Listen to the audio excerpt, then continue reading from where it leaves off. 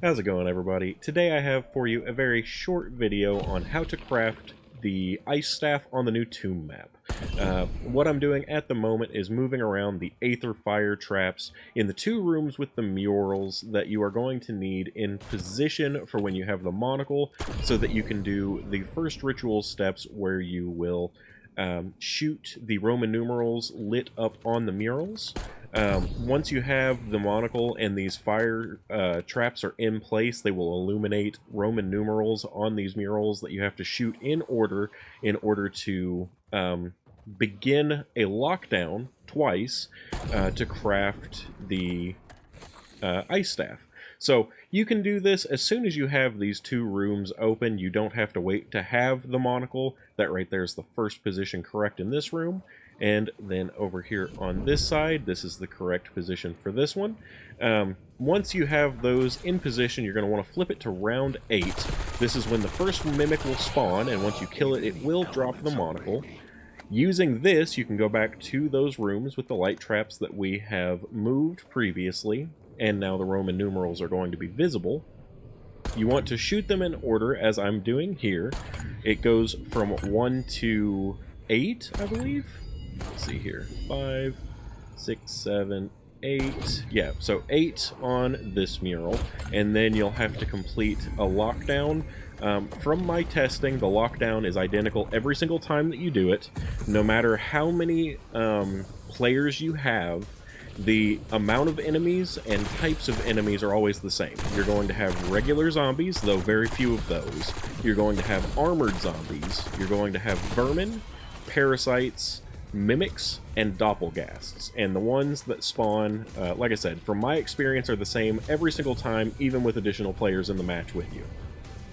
So, once you have taken out all of the zombies per phase, it'll go through several phases where the little purple orb is going to move and summon more zombies. Once you have completed each phase, you're going to be rewarded with the corresponding ice staff part and a max ammo at the end. And then during, I believe it's either the third or fourth phase, each time you're going to be given a max armor power-up as well. You can start doing this as soon as you've collected that monocle, and easily if you have already at least Pack-a-Punched your gun. In this case, I'm using a Pack-a-Punch 1 weapon with no rarity. It's still white rarity, so not particularly strong. I do have a few perks, though most of them I got for free, as well as the Pack-a-Punch using different Easter eggs among this map. If you want to see a breakdown of how to do each of those steps more in-depth, I have a longer video for that. But I wanted to give you guys a quick rundown on like the fastest method to get through all of these steps, so that's why this video today. We're almost finished with this first lockdown here. You can see right there is the max armor power-up. It has moved back to the mural, the purple orb did, so this should be the last stage of this one. Like I said, each of these enemies should be exactly the same. In this case, we've got one doppelgast and one mimic. The other room, the other mural lockdown spot, is a little bit more difficult to this one. So that's why I started with this one, though you can honestly do them in any order. You just want to make sure that you already have the fires lined up in the right position before getting the monocle if you're going to do them as early as possible. Obviously the round did flip when I began this process, so it is round 9 now rather than round 8 when technically I started it. We're going to be going ahead now that that's finished and picking up the handle part of the staff. And then I got myself just to the end of the round so that we can go ahead and start on the next one. This one goes all the way up to 10, where the last mural went up to 8. So, same process though, you're just going to shoot these Roman numerals in order. I know they look a little funky, but it should be the same order every time, though the positions will differ. I like to go ahead and just kill the zombie off if it's getting in my way while I'm trying to shoot. Because the round's going to flip once I start doing it anyway, unless you're extremely, extremely careful and make sure not to shoot the round zombie while doing the lockdown. And personally, I just don't have any luck with that. I always end up killing it, at least solo. If you're doing multiplayer, then you can have one player hold the round zombie outside of the lockdown area, and that'll keep the round from flipping, so it's a little bit more convenient in that case. But as I said, these lockdowns have identical enemies. They do differ a little bit between this room and the other one, but again, they should be pretty much exactly the same every single time you do this, just not the same per room. It's just the same, like, for each room each time. Not very difficult, though. Like I said, you could potentially even have a stronger weapon than I do at this point. I've already got level 2 armor and Juggernaut. You could totally skip out on buying any armor or perks and get your gun up to like pack 2, and that'll make this even easier to deal with. You can see in my attempt here, I'm having a little bit of weirdness where my doppelgasts and mimics are trying to like bounce up or spawn up in the ceiling. They're figuring it out, but this is the first time I've ever seen that happen.